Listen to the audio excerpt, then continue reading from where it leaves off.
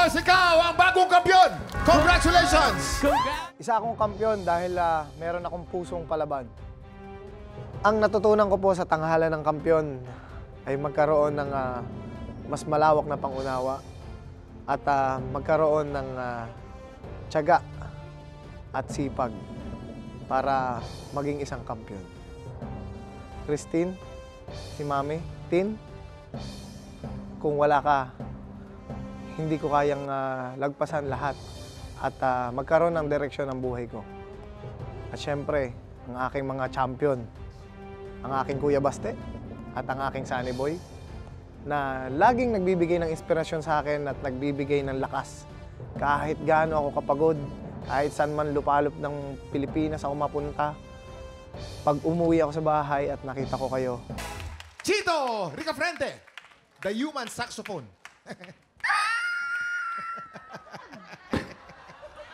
Galing, no? Paputok pala. Ay, Chito, nako. kamusta? Ayos naman po. Of course, gano'n naman ang ginawa mo, no? Nagulat na naman ang marami rito. Ayan. Ang tanong, ang inampalan kaya ay na-impress? Chito, masyado kasi kaming nag-enjoy dito eh. Napag-usapan ka pa namin. Pero isa ka pa na lalo kang pumupogi. Hindi ko alam kung anong pinagkakain nyo, pinaghahandaan nyo. Pero congratulations, Chito. Thank you po. Hindi ako nabigo na sa ine-expect ko sa'yo. Dahil ever since talagang punong-puno ka ng energy, mag-perform, talagang give na give at nakita ko sa'yo yan today. Congratulations. Thank you so much po. Chito, grabe. Ganda ng kanta. Sining. Bagay na bagay. Sining contest. Wala yun, wala. Hindi nakaka... Yes! Paki-delete, hindi nakaka-grand finals yung joke. Pero Chito, grabe. Pakiluwa si Kenny G. Kaya pala hindi ka siya nakikita ngayon, parang kinain mo si Kenny G. Katulad ng sinabi ni Inang Palanghana, sobra kami nag-enjoy sa performance mo. Congrats sa'yo. Wala na ako iba masyado masabi. Ang galing-galing mo. Yung groove nandun. Parang napapasabay ako kanina sa kanta mo. Ang galing mo. Congrats. Thank you po.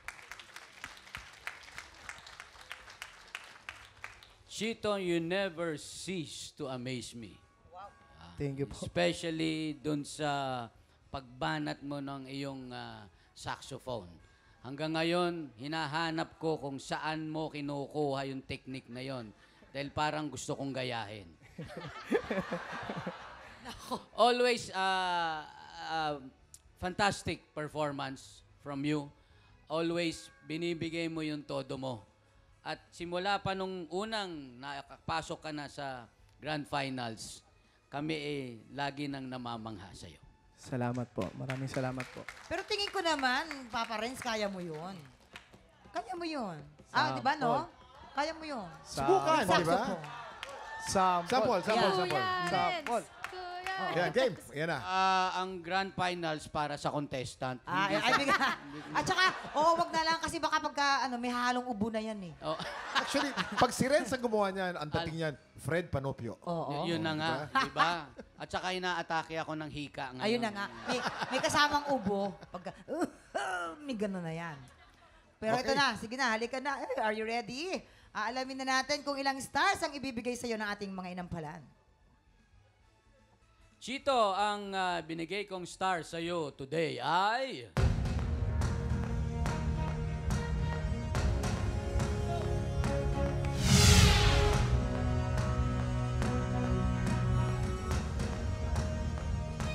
Four stars ang binigay ni Renz.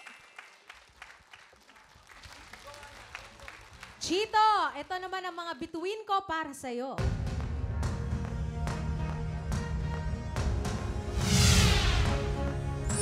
Limang bituin mula kay Hana.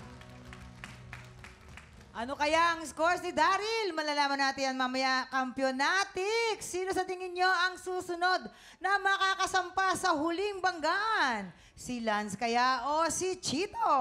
Tanungin natin ang audience. Sino sa tingin Yes, nyo? sino sa tingin nyo? Lance o Chito? Lance o Chito? Oy, pantay. Sa kaliwa medyo Lance, sa kanan medyo Chito, no? Hating-hati ang audience natin.